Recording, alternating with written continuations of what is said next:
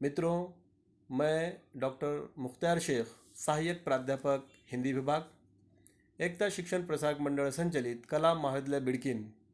आज हम BA तृतीय वर्ष पेपर क्रमांक 14 छठे सत्र के अंतर्गत आधुनिक हिंदी साहित्य का इतिहास इस पर्चे का अध्ययन करेंगे। आधुनिक हिंदी साहित्य का इतिहास में भारतेंदु युगीन कविता या भारतेंदु युगीन कविता की विशेषताओं का अध्ययन करेंगे। भारतेंदु युग ही आधुनिक कालीन साहित्य रूपी विशाल भवन की आधारशिला है। विद्वानों ने भारतेंदु युग की समय सीमा सन 1857 से 1900 तक स्वीकार की है।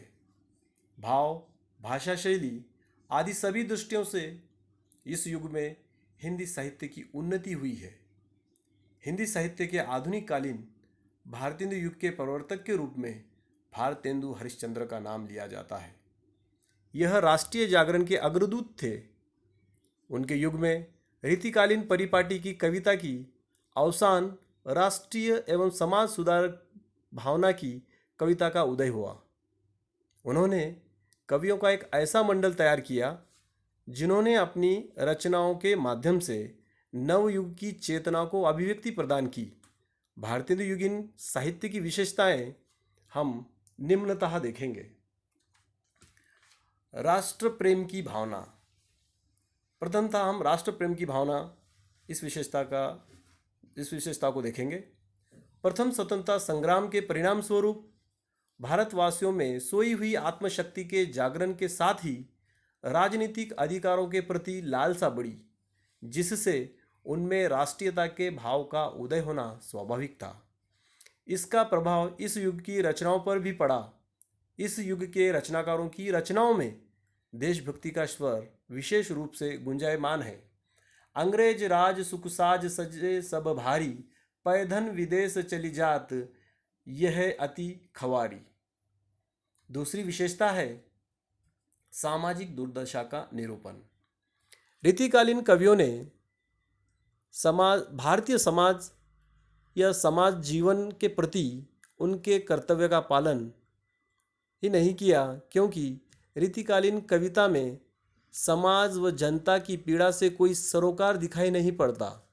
वहीं भारतेंदु युग के कवियों ने समाज में व्याप्त रूढ़ि एवं कुप्रथाओं का डटकर विरोध किया। नारी शिक्षा के समर्थक हैं। विधवा विवाह को भी प्रोत्साहित करते हैं। बाल विवाह की भर्त्सना करते हैं। इसी प्रकार सती प्रथा, छुआछूत आदि के विरोधी हैं। सामाजिक कुरीतियों, धार्मिक पाखंड, स्वार्थपरता आदि पर निरूपण उन्होंने बेहिचक किया। राधाचरण गोस्वामी भारत दुर्दशा का निरूपण निम्न पंक्तियों में करते हैं, जैसे रोवहु सब मिली आवहु भारत भाई, हा हा भारत दुर्दशा न देखी जाई। तीसरी विशेषता है श्रृंगारिकता। भारतेंदु की रचनाओं में भक्ति श्रृंगार एवं विशुद्ध श्रृंगार दोनों का समावेश है। प्रेमघन की रचनाओं में भी श्रृंगार वर्णन प्रमुखता से उपलब्ध होता है। भारतेंदु जी ने सौंदर्य, प्रेम, विरह, नक्षिक वर्णन के माध्यम से श्रृंगार चित्रण किया है। कहीं कहीं तो इनका श्रृंगार वर्णन घनानंद जैसी सरसता से युक्त है, जैसे शिशुताई अजो न गई, तन तय तऊ जीवन ज्योति बटोरे लगी, सुनी के चर्चा हरिचंद की, कानन कूक दय भौह मोरे लगी। चौथी विशेषता है जनवादी विचारधारा। भारतेंदु युग का साहित्य पुराने ढांचे से संतुष्ट नहीं है। वे उनमें बदलाव कर यह सुधार कर उसमें नयापन लाने का प्रयास किए हैं। इस काल का साहित्य केवल राजनीतिक स्वाधीनता का साहित्य न होकर मनुष्य की एकता, समानता और भाईचारे का भी साहित्य है। पांचवी विशेषता है हास्य व्यंग की प्रधानता। इस युग में प्रायः सभी रचनाकारों की रचनाओं में हास्य व्यंग का पुट मिलता है। अंधविश्वासों, रूढ़ियों, छुआछूत, अंग्रेजी शासन, पाश्चात्य सभ्यता के अंधानुकरण आदि पर व्यंग करने के लिए इन रचनाकारों ने विषय एवं शैली के नए नए प्रयोग किए हैं जो इनकी रचनाओं में परिलक्षित होते हैं। जैसे चूरन साब लोग जो खाता, सारा हिंद हजम कर जाता। छठी विशेषता है समस्या पूर्ति। भारतेंदु युग में काव्य की रचना समस्या पूर्ति के रूप में भी होती थी। कोई एक पंक्ति समस्या के रूप में दी जाती थी और कविगण विलक्षण कल्पनाएं करते हुए उस पर पद्य रचना करते थे। समस्या के रूप में दी गई पंक्ति छंद के अंत में ही नहीं आनी चाहिए, इसके द्वारा कवियों के रचना कौशल को परखा जाता था। सातवीं विशेषता है प्राकृतिक वर्णन। इस युग के अधिकांश कवियों ने अपने काव्य में प्रकृति को विषय के रूप में चित्रण किया है। उनके प्राकृतिक वर्णन में श्रृंगारिक भावनाओं की प्रधानता है। भारतेंदु की बसंत होली, अंबिका दत्त व्यास की पावन पचासा तथा प्रेमघन की मयंक महिला आदि इसी कोटि की रचनाएं हैं।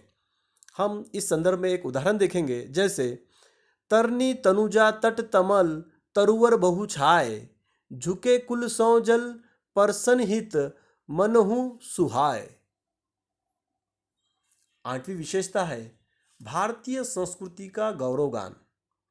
भारतीय सभ्यता और संस्कृति की अपेक्षा पश्चिमी सभ्यता और संस्कृति को उच्च बताने वालों के विरुद्ध व्यंग और हास्यपूर्ण रचनाएं लिखी गई। भारत के गौरव में अतीत को भी कविता का विषय इस युग में या भारतेंदु युग में बनाया गया। नवी विशेषता है गद्य एवं उनकी अन्य विधाओं का विकास। भारतेंदु युग की सबसे महत्वपूर्ण देन है गद्य उसके अन्य विधाओं का विकास। इस युग में पद्य के साथ साथ गद्य विधा प्रयोग में आई, जिससे मानव के बौद्धिक चिंतन का भी विकास हुआ। कहानी, नाटक, आलोचना आदि विधाओं के विकास की पृष्ठभूमि भी यही योग रहा। 10वीं विशेषता है काव्यानुवाद। भारतेंदु काल के अनेक कवियों ने संस्कृत एवं अंग्रेजी के काव्य ग्रंथों का काव्यानुवाद सरस, ललित, ब्रज भाषा में किया। इस प्रकार की कुछ अनुदित काव्य रचनाएं इस प्रकार है, जैसे राजा लक्ष्मण सिंह की रघुवंश मेघदूत, भारतेंदु हरिश्चंद्र नारद भक्ति सूत्र, शांडिल्य भक्ति सूत्र का अनुवाद क्रमशः तदीय सर्वस्व एवं भक्ति सूत्र बैजंती नाम से किया। ठाकुर जगमोहन सिंह ने ऋतुसंहार मेघदूत की रचना की। लाला सीताराम भूप ने मेघदूत, कुमार संभव, रघुवंश, ऋतुसंहार आदि का अनुवाद किया। इस युग की 11वीं विशेषता है शिल्प विधान। भारतेंदु युगीन कवियों ने काव्य भाषा के रूप में ब्रज भाषा का ही प्रयोग किया। यद्यपि गद्य की भाषा खड़ी बोली थी, इनकी भाषा रीतिकालीन कवियों की भांति परिष्कृत तो नहीं है, किंतु उसमें स्वाभाविकता, प्रवाहमयता विद्यमान है। कविता को रीतिकालीन परिवेश से मुक्त करके उसमें आधुनिक युग की समस्याओं को अभिव्यक्ति दी गई। उसमें उर्दू के चलते शब्द भी प्रयुक्त हुए हैं। अलंकारिकता, फुटकर पद्य, मुक्तक शैली, दोहा, चौपाई, सवैया, कविता, रोला, कुंडलियाँ जैसे छंद भी अधिक प्रयुक्त हुए हैं।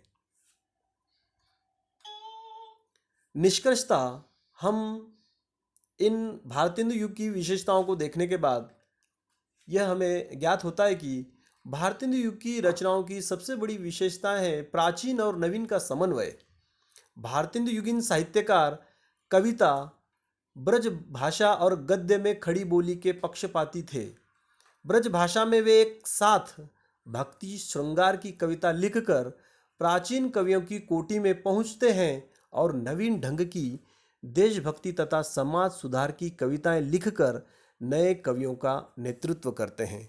इस तरह से हम आज भारतेंदु आधुनिक हिंदी साहित्य के इतिहास इस परिचय के अंतर्गत भारतेंदु युगीन काव्य का परिचय या भारतेंदु युगीन काव्य की विशेषताओं का हमने अध्ययन किया है।